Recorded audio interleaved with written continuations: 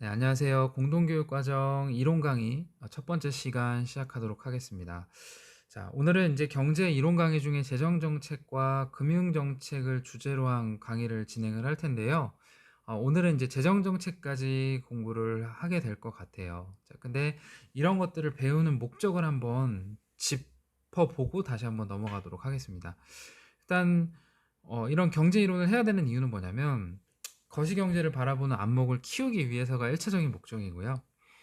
그리고 그 거시경제를 바라보기 위한, 그리고 재정정책과 금융정책과 같은 그 시장에 개입하는 정책을 알기 위해서는 케인즈라고 하는 사람과 통화주의자라고 하는 사람들의 기본 주장을 알아야지만 이해가 가능하거든요. 그래서 그걸 공부하는 게 두 번째 목적이고요.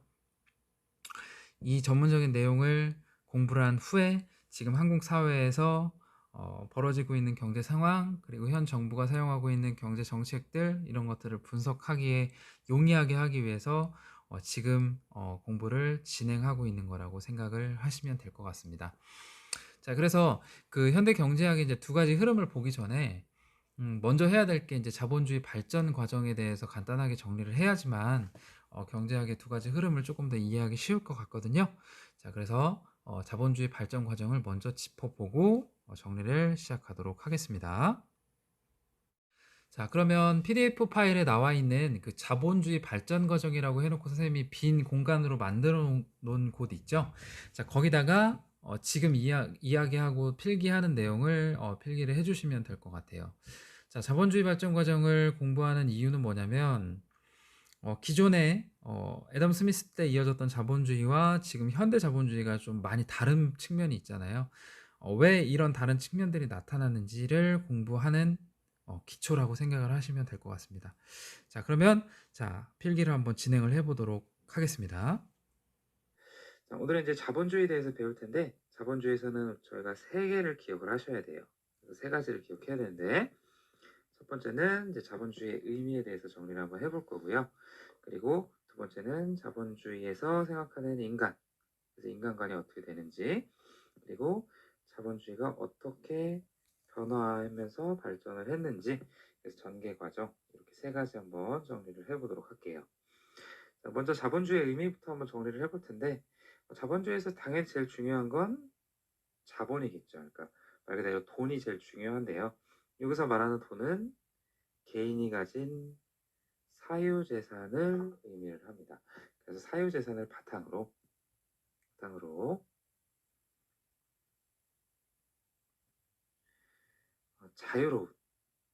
자유로운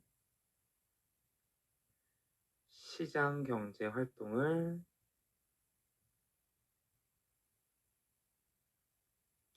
보장하는 운영 체제를 자본주의다, 이렇게 이야기를 하고 있습니다. 개인의 재산을 존중하고 그걸 바탕으로 자유로운 시장 경제 활동을 보장하는 게 자본주의의 핵심이라고 생각을 하시면 될 것 같고요. 그리고 자본주의에서 이제 생각하는 인간은 어떤 사람인지를 한번 정리를 해보면 합리적이고 이기적인 존재로 인간을 바라보고 있습니다.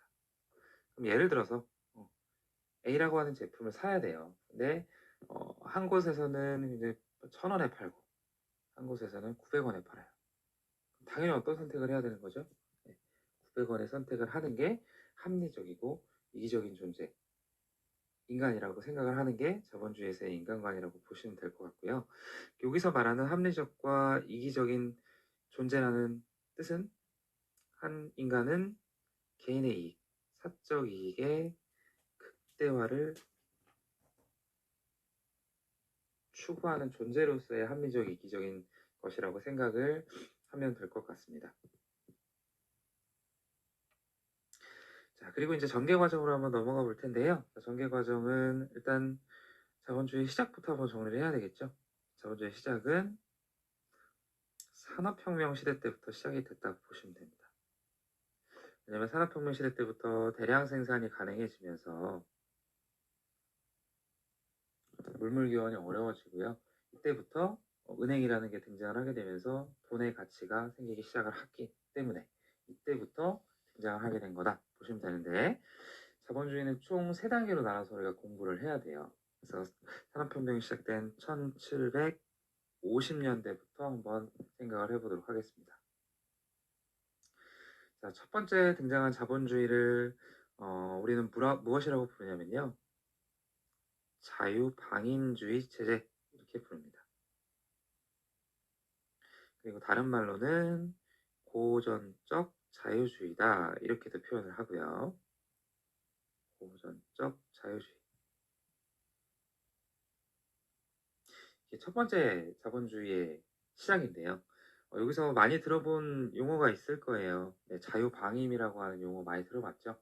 그래서 자유방임 하면은 꼭 떠올려야 되는 인물, 애덤 스미스를 꼭 떠올리셔야 되는데, 이 애덤 스미스는 어떤 걸 주장을 했었냐면, 시장은 아무것도 하지 않아도 이것에 의해서 모든 것이 자연스럽게 돌아갈 수밖에 없대요. 그게 뭐냐면 보이지 않는 손이라는 거죠.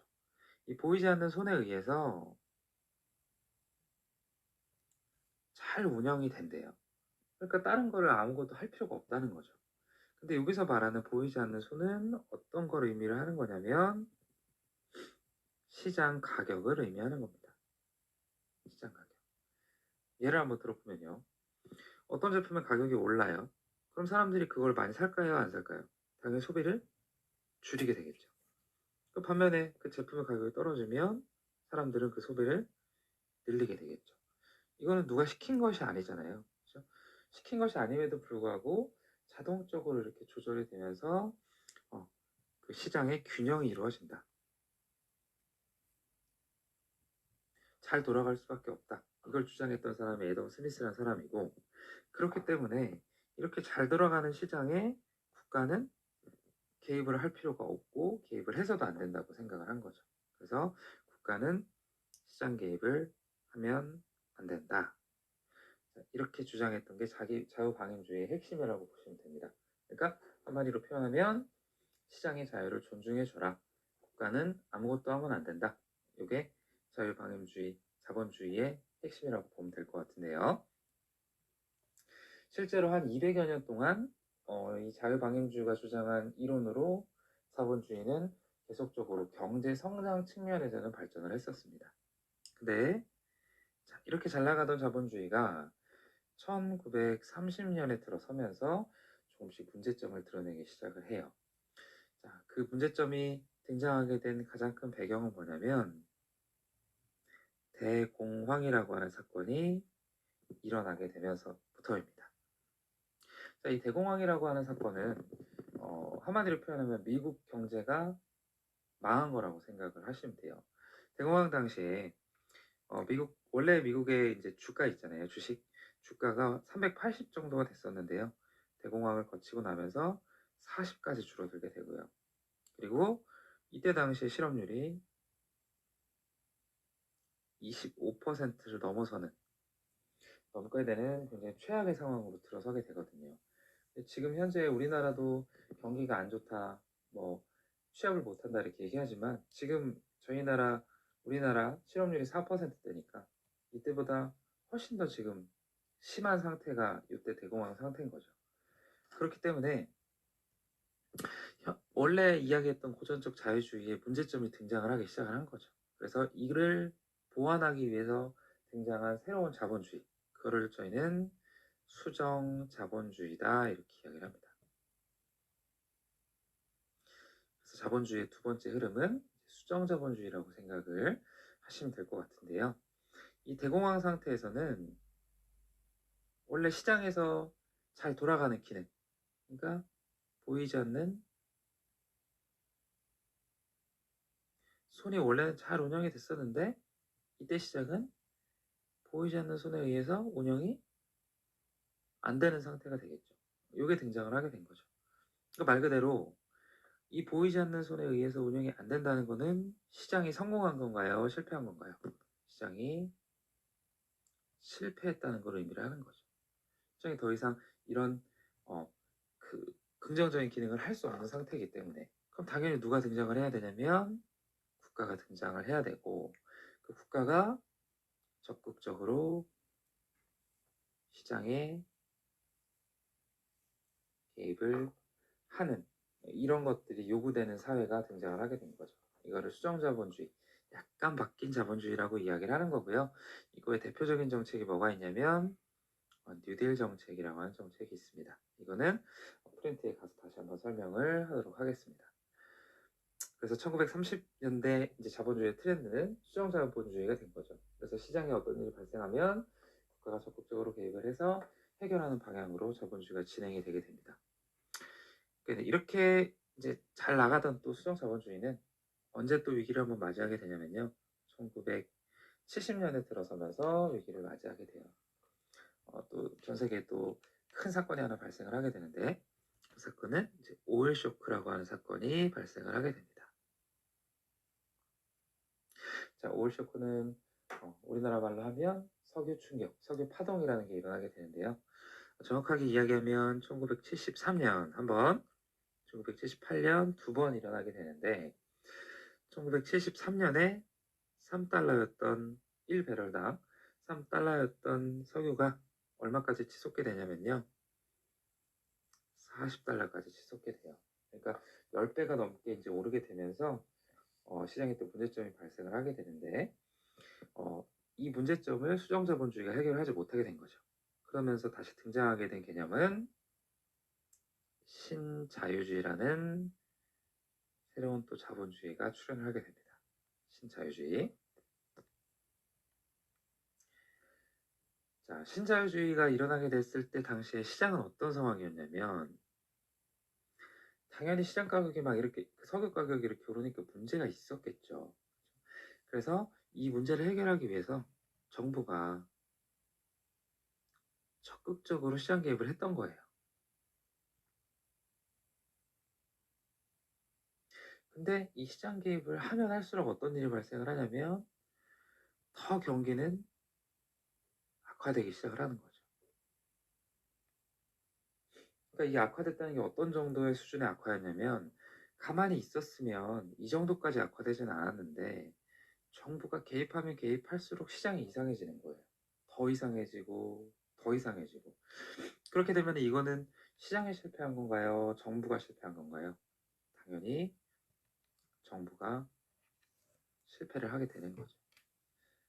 이 정부 실패의 가장 대표적인 사례가 스태그플레이션이라고 하는 현상이 일어나게 되면서 정부 실패의 이제 끝을 보게 되는 건데요.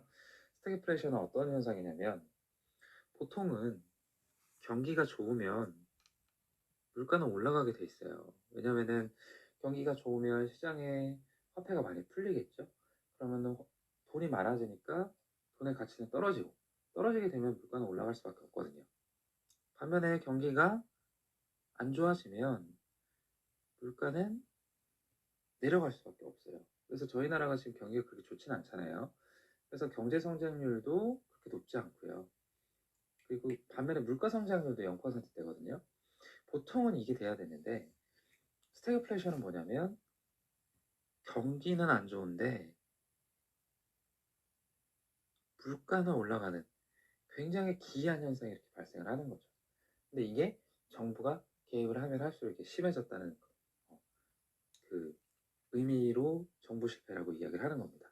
그럼 이때 이걸 해결하기 위한 국가의 역할은 뭘까요? 한마디로 표현하면 제발 가만히 있어 이거죠. 아무것도 하지 마. 그래서 이때 다시 한번 새로운 자유주의가 등장을 하게 되는 거죠. 그러니까 앞에 고전적 자유주의라고 하는 내용이 있기 때문에 신자유주의가 등장을 한다 이렇게 생각을 하시면 될 것 같고요. 이때 국가의 역할은 뭐냐면 시장에 아예 개입하지 않는 거는 말이 안 되니까 그것까지는 요구하지 않겠지만 적극적으로 하지 말고 최소화해서 그냥 지켜봐줘. 이게 요구가 되는 시대가 신자유주의 시대라고 생각을 하시면 될 것 같습니다. 그리고 이제 뭐 2009년도 들어서면서 다시 한번 수정자본주의가 등장을 하게 되고요. 자유주의, 수정자본주의, 자유주의, 수정자본주의 이렇게 돌아가는 로테이션으로 돌아가는 형태가 자본주의의 전개 과정이라고 보시면 될 것 같습니다. 그러면 여기까지 한번 정리를 해보고요. 이거의 구체적인 내용 프린트로 가서 정리해 보도록 하겠습니다. 자, 그러면 세 번째 주제인 현대 경제학의 두 가지 흐름에 대해서 공부를 해보도록 하겠습니다.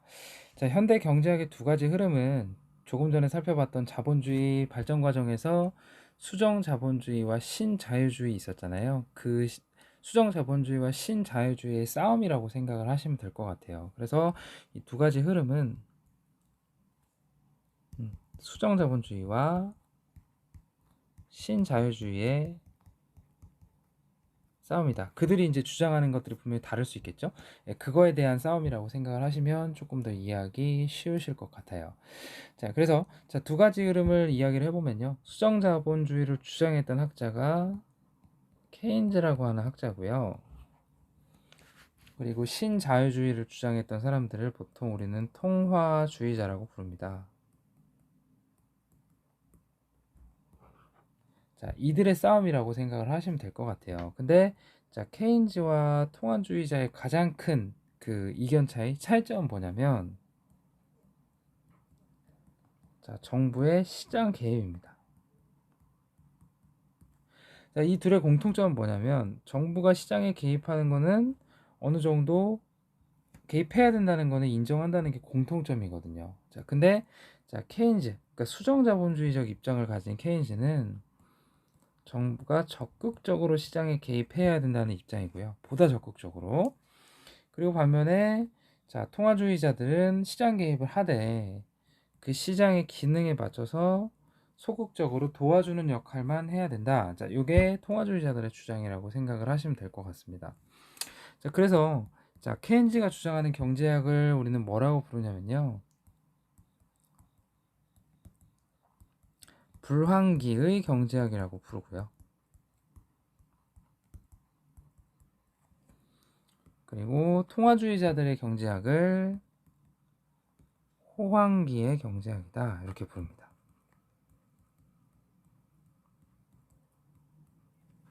자, 일단 케인즈가 불황기의 경제학이라고 불리는 이유는 그때 지난번에 자본주의의 전개 과정에서도 설명을 했지만 대공황 시대 때 만들어진 이론이잖아요.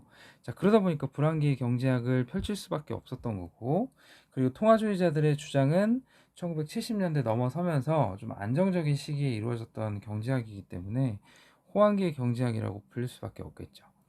자, 우선 케인즈가 주장하는 불황기의 경제학의 핵심은 뭐냐면 자, 시장이 기능하는 거를 믿지 않는다는 점입니다. 시장을 믿지 않는다는 게 케인즈 주장의 핵심이고요. 그러다 보니까 그 기능을 하지 못하는 시장에 적극적으로 정부가 개입해야 된다고 주장을 하는 관점을 펼칠 수밖에 없겠죠. 자, 그리고 자, 이 케인즈는 정부가 적극적으로 시장에 개입해서 이거를 늘려줘야지만 문제를 해결할 수 있다고 얘기를 했었거든요. 자, 이걸 뭐라고 부르냐면 유효 수요라고 부르는데요. 이 유효 수요를 늘리는 거를 굉장히 강조를 했습니다. 자, 이 개념 꼭 기억하셔야 돼요. 유효 수요가 뭔지 기억하셔야 되는데, 자, 유효 수요의 뜻을 선생님 밑에 적어놨거든요. 자, 한번 보면요. 유효 수요는 재화와 용역을 구입하기 위한 금전적 지출을 수반한 수요라고 정의를 해놨는데요. 그러니까 유효 수요를 더 쉽게 설명을 하면은 시장에서 쓸 수 있는 시장에서 사용되는 수요라고 생각을 하시면 돼요. 그래서 유효 수요는 어떻게 구성이 되냐면 소비와 투자로 구성이 됩니다. 그러니까 정부가 적극적으로 시장에 개입을 해서 자, 소비자들의 소비를 늘려줘야 하고 그리고 기업들의 투자가 늘 수 있도록 자, 도와줘야 하는 게 중요하다. 이렇게 주장한 이론이 그 케인즈의 이론이 될 거고요. 그리고 자, 케인즈의 이론을 바탕으로 정부가 적극적으로 시장에 개입하는 정책을 뭐라고 부르냐면 재정 정책이다 이렇게 부릅니다. 그래서 이 재정 정책을 중시하는 관점이 케인즈적 관점이다 이렇게 생각을 하시면 될 것 같고요. 반면에 이제 통화주의자 같은 경우에는 호황기의 경제학이죠. 그러니까 시장이 제대로 돌아가는 시기란 말이에요. 그러다 보니까 이 통화주의자들은 시장의 자동 조절 기능을 신뢰합니다. 다르게 표현을 해보면 가만히 놔둬도 자기들이 알아서 할 수 있는 시장의 기능이 존재를 한다는 거죠. 자, 그러다 보니까 정부가 직접적으로 돈을 투자하는 재정 정책을 그렇게 좋아하지는 않죠, 당연히. 이들은 뭘 좋아하냐면 정부는 요것만 조절을 해주면 된다, 이렇게 생각을 해요. 통화량을 조절을 해서 그 통화량 조절을 통해서 이거를 시장이 해결하게 도와줘야 된다, 이렇게 생각을 하는 거죠. 그래서 이 통화량이라는 거는 뭐냐면 시장에서 사용되는 돈의 양을 이야기를 하거든요. 요것만 조금 조절해주면 된다는 게 통화주의자들의 입장이라고 생각을 하시면 돼요. 자, 그러면 통화량을 어떻게 조절을 하는지 간단하게 한번 소개를 한번 해보면요. 이자율로 조절을 하는 거죠. 그러니까 뭐 중앙은행이라든지 그 각국의 우리나라 같으면 한국은행 같은 경우에 이자율을 조절을 해서 그 시장의 순기능을 높여주는 정책이 통화량 조절 정책이라고 생각하면 되는데, 어떤 흐름이냐면 이런 거죠. 자, 이자율을 낮췄다고 생각을 한번 해봅시다. 중앙은행 이자율을 낮췄어요. 자, 그렇게 되면은 시장에 흐르는 통화량은 어떻게 될까요? 당연히 돈을 빌리는 데 필요한 이자가 낮아지기 때문에 통화량은 높아질 수밖에 없죠. 자, 그렇게 되면 사람들이 돈을 많이 쓰게 되면서 소비는 늘어나게 될 거고, 그리고 기업들도 돈을 빌리는데 그 양이 그 내는 돈이 적어지다 보니까 투자도 늘어나겠죠. 자, 이렇게 되면서 자, 경기를 활성화시킬 수 있다. 자, 이렇게 주장하는 이론이 통화주의자예요. 근데 재정정책, 그러니까 이 유효 수요를 강조하는 재정정책이라는 굉장히 큰 차이점이 있습니다. 그거는 뭐냐면은 케인즈의 그 유효 수요를 강조하는 이론은요, 시장의 정부가 그냥 직접적으로 돈을 줘버리는 거예요. 대표적인 예시로 뭐가 있냐면 지금 우리나라에서 실시하고 있는 재난지원금이 있습니다. 직접적으로 개인한테 돈을 줘버리잖아요.